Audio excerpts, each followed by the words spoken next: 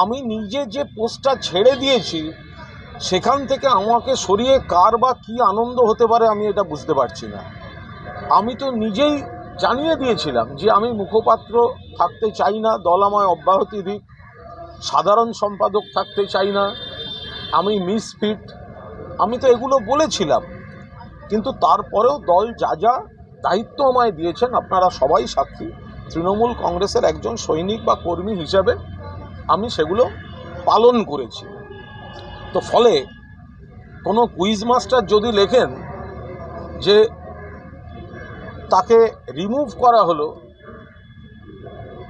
তাকে তো আমি কুইজে জিজ্ঞাসা করব। আমি তো কুইজ মাস্টারকে জিজ্ঞেস করব যে আপনি কি জানেন আমি কত তারিখে নিজে রিলিজ চেয়েছিলাম।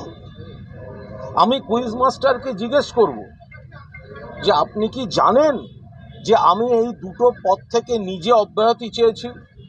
আপনি কি জানেন যে এই দুটো পদ থেকে অব্যাহতি চেয়ে দলকে জানানোর পাশাপাশি আমি প্রকাশ্য টুইট করেছি এবং এক্স হ্যান্ডেলে আমার রাজনৈতিক পরিচয় থেকে এই পদগুলো আমি মুছে দিয়েছি। তারপরে কি করে কুইজ মাস্টার এরকম প্রেস রিলিজ দেন আমি তো বুঝতে পারবো না। আমি এখনো পর্যন্ত আমি দুপুরবেলা যখন আমি খবর পেলাম যে আমার এটা টাইপ হচ্ছে তখন আমি ফোনটা অফ করে ঘুমিয়ে পড়লাম, কারণ আমার ঘুম পাচ্ছিল। এরপর ঘুম থেকে ওঠার পর আমি এই বিষয়গুলো জানলাম, কিন্তু এখনো পর্যন্ত আমি যা যা দেখেছি, সার্চ করেছি, তাতে হোয়াটসঅ্যাপ বা মেল আমি কিন্তু এখনো কোনো রকম অফিসিয়াল কমিউনিকেশন পাইনি।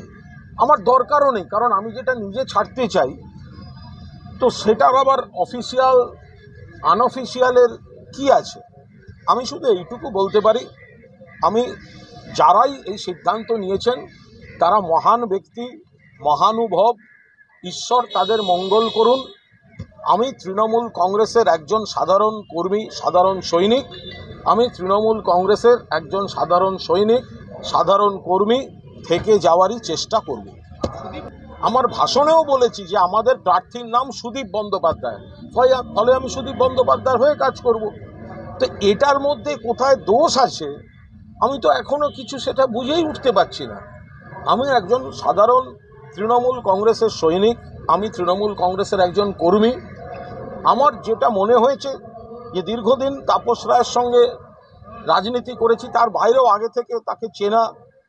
এখন তিনি ঘটনাচক্রে দুর্ভাগ্যবশত অন্য দলে চলে গিয়েছেন। তো আমি রক্তদান শিবিরে গিয়ে কি তার সঙ্গে মারামারি করব? কিন্তু সেখানে তো আমি আমার মুখ থেকে আমাদের দলের প্রার্থীর নাম উচ্চারণ করেছি। আমি তো বলেছি, আপনারা আমার ভিডিও দেখুন।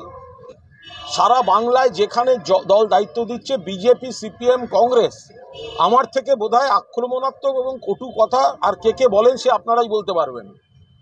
আমাকে অগ্নি পরীক্ষা দিতে হবে? আজকে কি তৃণমূল কংগ্রেসের যারা লড়াকু কর্মী তাদেরকে কি রোজ অগ্নি পরীক্ষা দিতে হবে? আমি তৃণমূল কংগ্রেসে ছিলাম, তৃণমূল কংগ্রেসে আছি এবং তৃণমূল কংগ্রেসেই থেকে যাওয়ার চেষ্টা করব। আমি তো কোনো দল বিরোধী কাজ করিনি। আমাকে যখন দল শোকজ করেছিল আমি আজ বলছি আমি সঙ্গে সঙ্গে উত্তর দিয়েছি। আপনারা একজনও বলতে পারবেন কুণাল ঘোষ সেই চিঠির কপি মিডিয়াকে খাইয়ে দিয়েছে? একজনও বলতে পারবেন? একজন? ঈশ্বর সাক্ষী, আমার মরা বাবা মার দিব্যি, আমাকে শোকজ করা হয়েছিল, আমি তার উত্তর দিয়েছি, ডিসিপ্লিন সোলজার। কিন্তু মিডিয়াকে সেই চিঠি আমি একজনকেও দিইনি। কিন্তু যদি আমাকে রিমুভদের খবর মিডিয়া থেকে জানতে হয় তাহলে সেই চিঠিতে আমি কি উত্তর দিয়েছিলাম সেগুলো তো মিডিয়াকে দেওয়ার নৈতিক অধিকার আমার থাকছে।